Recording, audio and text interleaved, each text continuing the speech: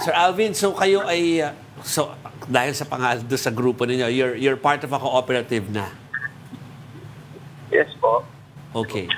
So, kamusta po yung, well, ito yung unang araw, ano, kung tutuusin, after the deadline, kamusta po kayo? Okay naman po, tuloy-tuloy lang po yung biyahe namin. Ngayon, holiday, medyo mahirap.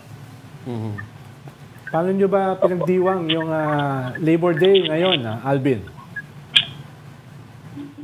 Parang normal. Normal lang din po, yung iba may biyahe, yung iba nakalit, yung ibang driver po namin. Mr. Tolosa, paano bang hatian dyan sa kita kapag ganyang consolidated na? Kasi yung ibang ayaw magpa-consolidate, sinasabi nila ayaw nilang mawalan ng control sa sarili nilang jeepney. Saka liliit daw yung kita nila. Totoo ba yun? Ay, hindi naman po ma'am sa lilitang kita. Mas maganda pa nga ang kita nila ma'am. Dahil na consolidated na po ang mga traffic po namin. Mas nagiging pabor po sa amin kasi ang malalaki po, lalo't ngayon tag-init ang panahon, no, mas marami yung sumasakay sa seat po ng mga pasahero natin, yung mga malalaki.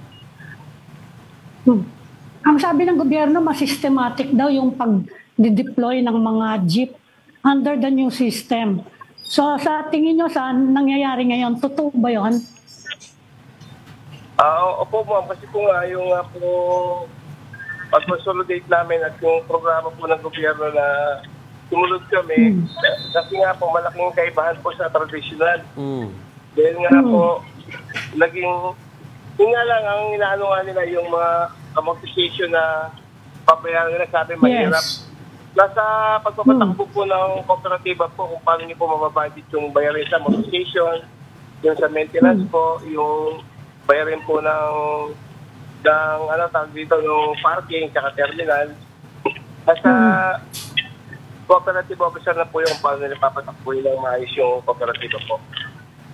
Alvin, yung consolidation is just one part. Isang bahagi lang ito ng mas malawak at malayo ang transition, no, ng na plano ng gobyerno.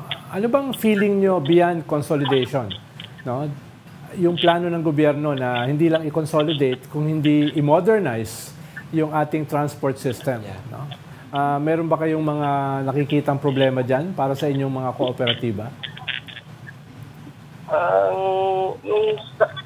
Nung kami po nung mag-consolidate na sir, yung una maganda po. Kung lang medyo nahirapan po kasi kami dahil nga yung dumating po yung pandemic, humina, tapos yung biyahe po namin sa ngayon kasi dumami na yung mga jeep na mga pulong room na bumibiyahe. Medyo isa pa nakapekto po sa amin yun. Ang kaibahan nga po ng modernize po, marami pong tulong ang binibigay ang gobyerno sa amin ngayon. Kagaya po ng mga service contracting, napakalaking bagay po. Tapos yung tulong sa mga driver. Ayun po ang kaibahan ng modernize sa traditional po. Okay, Alvin, balikan ko lang yung usapin sa operasyon nyo for today. Ano? Para sa araw na ito, sa araw nga na may mga, yung TNVS, meron din silang sarili nilang pagpoprotesta.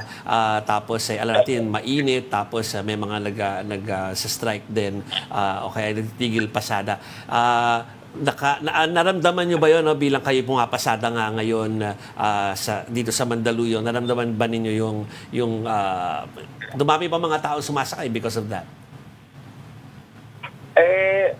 Para sa amin po, marami po talagang sumasakay. Una-una po yung panahon po ng init. Nagiging pabor po sa mga, lalo po sa ating mga senior citizens, sa mga estudyante. May panahon, mas pabor sila sa modernized jeep na sumakay. Okay. May question pa. Alvin, anong mga pinakamalalaking problema ngayon, sa ngayon, dito sa bagong scheme itong bagong operation na to? Sa atong operation po ma'am namin ngayon? Oo, anong mga pinakamalaking problema nyo ngayon? Kung meron man kayong problema, ano yung malalaking problema?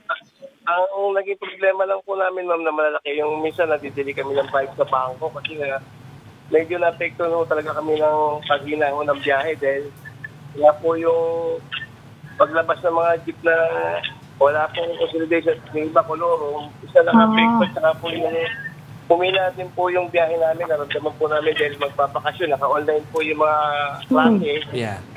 Ayun, medyo umina po yung pasada ng ibang mga miyembro namin. Okay. Sige. Ma'am Ami, Wala naman kayong naririnig na mga membro nyo na, ay, nagsisisi kami, pumasok kami dito. Yeah. Wala namang ganon.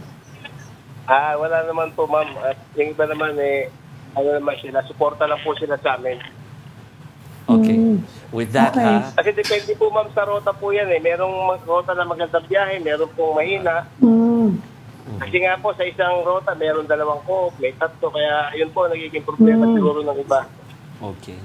Kaya nahihirapan sa monthly amortization. Oo. Sige. With that, ay tayo magpapasalamat muna kay Ginoong Alvin Tolosa, ang Vice Chairman po ng Mandaluyong TSC, isang kooperatiba para po sa PUV. Thank you, Alvin.